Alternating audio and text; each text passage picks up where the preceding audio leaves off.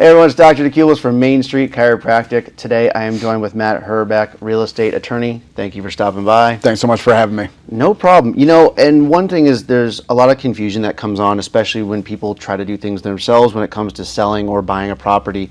And one thing I know that can be something that can come up that can be very kind of cause some panic is when we start talking about extensions. Contract extensions or any kind of extensions, things don't go exactly according to plan. Yeah. So tell me a little bit about how those happen and what they really mean. Yeah, so in a real estate transaction, there's a lot of cooks in the kitchen. There's a lot of people that are doing things. There's a lot of moving parts, even stuff that the buyer and seller might not know about, really, where it's things behind the scenes, whether it's title or processors and on the lending side, just things that everyone's working towards a specific date. Now, ultimately, sometimes, and that date is generally itemized within the contract, with a contract closing date, and then say they're getting a loan. If there's a lender involved, there's a mortgage contingency date where they have to get a loan by a certain date.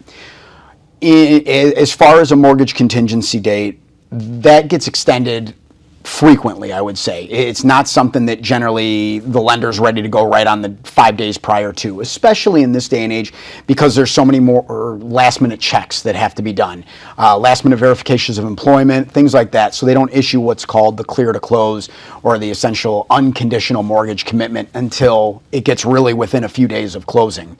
Occasionally it happens prior to that, but if it doesn't, the other side, being on the buy side, will send an extension. I just had this the other day as we forwarded that extension, and granted they weren't closing until middle of October, so the mortgage contingency extension was kind of expected because there was still some stuff that would have to be taken care of.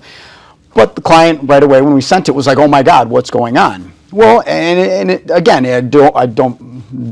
that's normal. Obviously, a lot of people get worried about certain things, so that's why we're here to explain that and let them know that at that point in this transaction, it was acceptable. And it was, I mean, not necessarily acceptable, but it was understandable because of certain things. And immediately, once we kind of explain why the lending process is taking a little bit longer nowadays than it was before, why there are certain things that are maybe not ready quite on time, they were like, oh, okay, that makes total sense. We were panicking over nothing, which happens a lot. And again, one of the reasons that we're here is to clarify those things, or if something isn't normal, that we can tell them, hey, yeah, this isn't normal, and we make sure to essentially talk to the other side and figure out what exactly is going on. But those are things with regards to extensions. Closing dates too. Another thing that whether it's a lender transaction or a cash transaction, even those dates are getting moved. Again, depending on, say the seller side orders a survey. Surveys are taking a little bit longer time right now just due to the market. So ultimately, survey might not be in on time. We might say, hey, listen, I know we all wanted a 2-week closing date, but unfortunately things aren't going to be done and ready in time. We're going to have to move it back a week. And vice versa on the buyer side, they're going to say, oh, wait, well, what's going on? And that's where their attorney's there to say, hey, listen, it's normal right now. Surveys are taking 3 weeks or whatever it is. So you got that guidance by both sides. But extensions, unfortunately, they happen a lot more than really they used to, and even so, a lot more this year than they were even last year.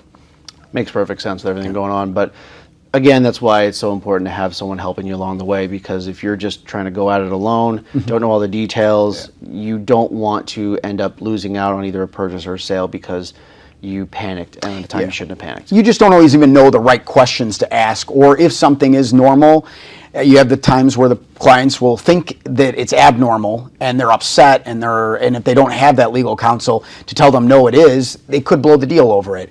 Vice versa, the same thing is they might think something's normal based on something that they get sent that makes it all flowery language, very pretty and really easy to accept, and they might say, okay, this seems normal, and it might not be. So it really goes both ways. Makes perfect sense. So if you have any questions or want to have some help from Matt, reach out to him. Contact information is below.